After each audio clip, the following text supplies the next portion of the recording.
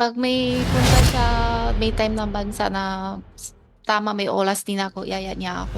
Kasi wala akong masyado kaibigan. So before kayo pumunta ng Sabah, nasa Malaysia na kayo first week of July.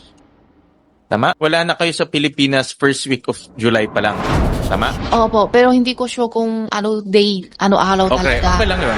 Dinadala ito papuntang Bamban para ipatayo yung Pogo Hub. Hindi ko po alam.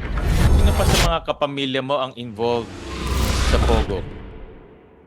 Uulit? Sino sa kapamilya mo ang involved sa Pogo? Sheila, I was listening intently earlier to her narration and nakwento niya kanina kung paano sila umalis ng Pilipinas. Pero may mga questions ako, Sheila. Sabi mo kanina na umalis kayo first week of July. Po. Tama? Pero nakita ko kanina sa passport stamp, na-stamp siya ng July 18. So, nasaan kayo between first week of July and July 18? July first week, hindi ko sure kung araw-araw kami alis. Hindi, nandito kayo sa Pilipinas. Umalis kayo, di ba? Umalis kayo, Opo. di ba? So, nasaan kayo that time? First week of July, umalis kayo eh. Nakuha mo yung tanong ko? Sa stamp mo is July 18, pero umalis kayo first week of July. Nasaan kayo in between? Na ano kami sa Malaysia, 4 araw ata. 4 days kami So nasa Malaysia kayo. O 4 o 5 araw kami doon. So before kayo pumunta ng Sabah, nasa Malaysia na kayo first week of July. Tama? Basta may ano kami doon, 4 o 5 araw. Hindi ko alam kung anong Malaysia ba o Sabah ang sabi niyo. Well, Sabah kasi yung 18 eh. 18? 'Di ba? First week umalis na kayo, 'di ba? So wala na kayo sa in short, wala na kayo sa Pilipinas first week of July pa lang. Tama? Opo, pero hindi ko sure kung ano day, ano araw Okay, talaga. okay lang 'yon. And then nasa Malaysia kayo. Opo.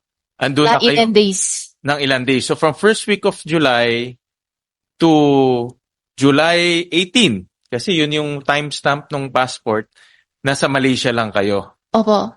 Sino kausap niyo sa Malaysia? Sino ang sumundo sa inyo nung pagdating niyo sa Malaysia? Yung isang babae po. Ay, isang babae. Okay. And then, alam mo ba kung anong pangalan niya? Hindi po. Ito ba yung sinabi mo kanina nag-English? Opo. Okay. And then, from I would assume from somewhere in Malaysia, pumunta kayo ng Sabah. Tama? Hindi ko alam kung tama ang lugar. Kabasa alam ko Malaysia. Pero hindi ko alam kung yung Sabah, saan yan? Okay. Kasi iniano namin yung time frame parang magulo eh, no? Magulo din po ako. Oh, parang magulo kasi yung timestamp mo is July 18. Pwede palabas Comsec yung passport kanina na may timestamp. Pero sigurado ka umalis ka ng first week of July. So Opo. inaano Basta namin July. basta first week of July, correct? And then umalis ka ng KL July 21 papuntang Singapore. Saan po yung KL? Kuala Lumpur sa Malaysia. Sa Malaysia po. Oo. So tama ba in time? July 21?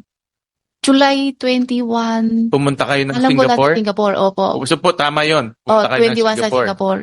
Okay, pumunta kayo ng Singapore. Sino naman ang sumundo sa inyo sa Singapore? Ano lang po, si Cassie. Marami kang involvement sa Guo family businesses, no? Meron yung QJJ Group of Companies, QJJ Slaughterhouse, i-flash namin QC Genetics, QJJ Farm, QJJ Embroidery. Lahat ito ikaw ay corporate secretary, no?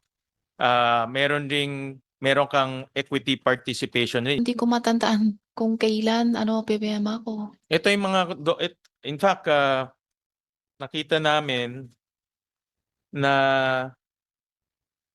sa mga dokumento, nag-sign ka, pumirma ka na 96 times, 66 times sa General Information Sheet as Corporate Secretary, 10 times sa Articles of Incorporation as Incorporator, at 20 times sa Audited Financial Statement as Treasurer and CFO. So ibig sabihin, pumirma ka ng mga dokumento 96 times sa mga Go-related Hindi ko family. alam kung may ganyan kalami pirma ako. Pero Hindi may ko- pinapirmahan ka. May pirma ako, pero hindi ko alam kung may ganyan kalami. Alam mo ba kung anong trabaho ng corporate secretary? Hindi po.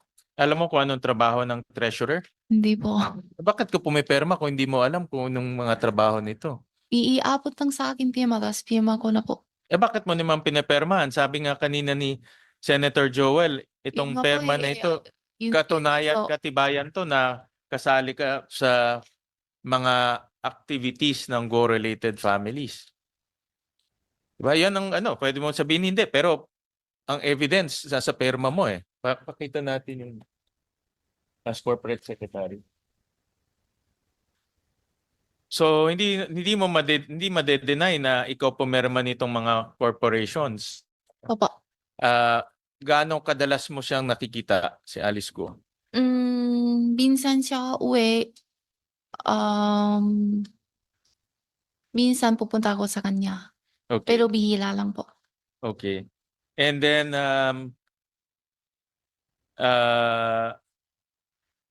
paano si Alice Go, ano ang papel ni Alice Go doon sa Pogo Hub sa Bamban? Ano po yun? Alam mo may Pogo, 'di ba, sa Bamban? Alam mo ba 'yon? Alam ko. Alam mo, ano ang kanyang papel doon? Anong Hindi kanyang ko role? alam. Ang alam ko lang may ano doon. Pero hindi ko alam kung Pogo ba yun o ano yun. Hindi ko alam. Hindi mo alam. Pero alam mo kay Alice Go yun. Ay, hindi ko alam. Hindi mo rin alam. Mm-mm. Sino pa sa mga kapamilya mo ang involved sa Pogo? Oo, ulit. Sino mga sa kapamilya mo ang involved sa Pogo? Si Guo Jiangjong, your father, involved ba siya sa Pogo? Hindi po. Hindi siya involved sa Pogo? Wala naman siya tungkol dyan. Wala siyang alam sa Pogo. Si Alice Go, Wala rin po. hindi siya involved o hindi mo alam? Hindi ko alam. Hindi mo alam kung involved siya. Okay. Si Cassandra Ong, kanina narinig ko nung tinanong ni Senator Risa, kailan nakilala mo lang siya sa Malaysia? Opo. Hindi mo siya dito nakilala sa Hindi. Pilipinas? Pangalan na ang narinig ko sa Pilipinas. Okay, paano mo narinig? Anong narinig mo tungkol sa kanya? Kay Wesley po. Anong sabi ni Wesley? Mukhang girlfriend niya ata. Mukhang girlfriend? Mukhang girlfriend o girlfriend niya? Okay lang yun. Hindi naman illegal ang girlfriend. Girlfriend niya. Okay. So, inamin ni Wesley sa'yo na girlfriend niya si Cassie. Cassie. Pero hindi pa ako nakita. Okay. Anong involvement ni Wesley sa Pogo sa Porac? Hindi ko alam. Nasabi niya ba sa'yo? Hindi po. Si Wesley ba involved sa Pogo? Hindi kaming kwento kung sa trabaho, ganyan, wala. Kaya hindi ko alam. Kwento lang niya love life niya. Oo. No? Diba? Kwento niya sa'yo yung diba si Cassandra. So, okay. Matagal na ba sila? Alam mo ba? Hindi. Hindi ko alam. Okay. Pero meron din kaming nakita, ito provided to ng that's why sinasabi nga ni Teresa, importante magsabi ng totoo dahil una-una naka-oath ka. Nasabi mo kanina na si Cassandra na-meet mo lang sa Malaysia, tama? Pero meron kaming nakuhang flight details nung February 11, 2024. Sheila Guo, Alice Guo, Wesley Guo, Catherine Cassandra Lee, Ong at Warren Wu magkasama sa flight. So, hindi first time ko nagkakilala sa Malaysia. Saan po? Pumunta kayo ng Taipei. Yun po. Yun kasi, yun kita ko siya pero hindi kaming kakilala. Pero Pangalan ko lang yung alam. Yun pero lang. magkasabay kayo sa flight. Tapos girlfriend niya si sabay kami Cassandra, pero hindi diba? kami kasama. Importante kasi, Sheila, yung mga sinabi ko sa'yo, importante yung perma, no? Nabanggit ba sa inyo ni Alice yung kanyang mga activities sa Pogo? Hindi Kasi po. madalas kayo mag-travel, nakita ko dito. Opo. 'Di ba? Hindi madalas kayo bumiyahe, Mm. tama? No? Pag may punta siya, may time na bansa na tama may oras din ako, yaya niya ako. So, Kasi wala akong masyado kaibigan. Tapos sabi ni daddy, pag kaya, sasamahan ko na lang siya. madalas kayo ni ah,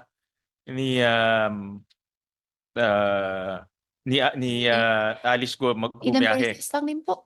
Okay. Pero bumabiyahe kayo. Opo. Oo. May nakwento ba siya sa'yo about Pogo? Kanyang Wala mga po eh. activities sa Pogo? Wala po. Okay.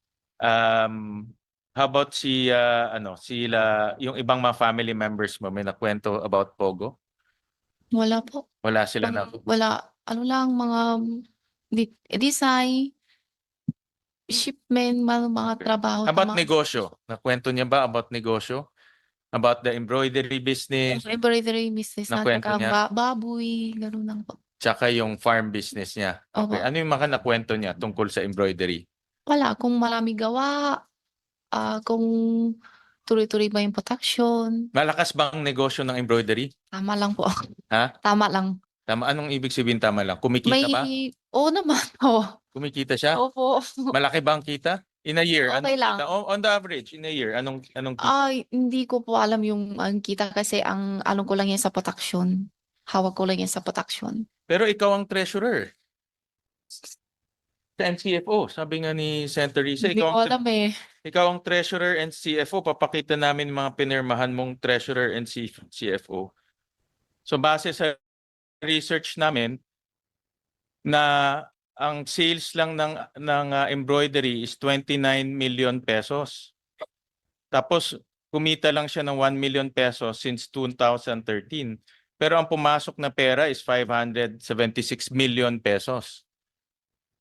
Na ikaw ang treasurer at chief financial officer. Hindi ko po alam.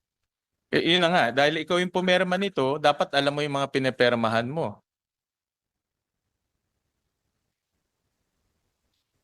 So yun ang aking nakita base sa research namin. At dito sa QJJ Farm, ang sales ng farm since 2010 is 455 million pesos. Ang kita niya is only 1.4 million pesos. Pero ang pumasok na deposits is about 4.4 billion pesos. Na ikaw rin ang pumirma bilang Chief Financial Officer. So, ang ibig sabihin nito, akin hinala ko, yung mga perang pumapasok dito, hindi dinideklara sa gobyerno, dinadala ito papuntang Bamban para ipatayo yung Pogo Hub. Hindi ko po alam. Pero ikaw yung nakaperma eh. Ikaw yung nakaperma dito. Kaya yung perma natin, kala natin inosente, pero very powerful yan. Sagrado nga, sabi ni Senator Risa. So yun yung mga nakita naming mayroon ba tayo nito? Flash natin. Sige. So yun yung mga nakita namin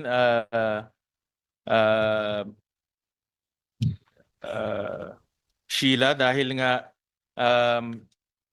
yung pangalan mo nasa maraming papeles, 10 corporations yung pangalan mo.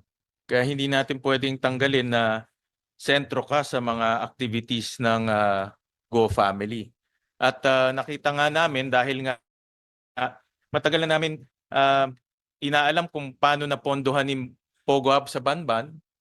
Ngayon parang klaro na, Madam Chair, na ginagamit itong mga Go-related family businesses, ipasok yung pera at dalhin sa Bamban. Dahil hindi ma-justify sa benta nila eh.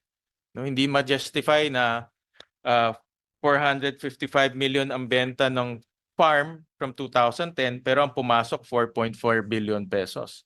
So how do you justify that, no?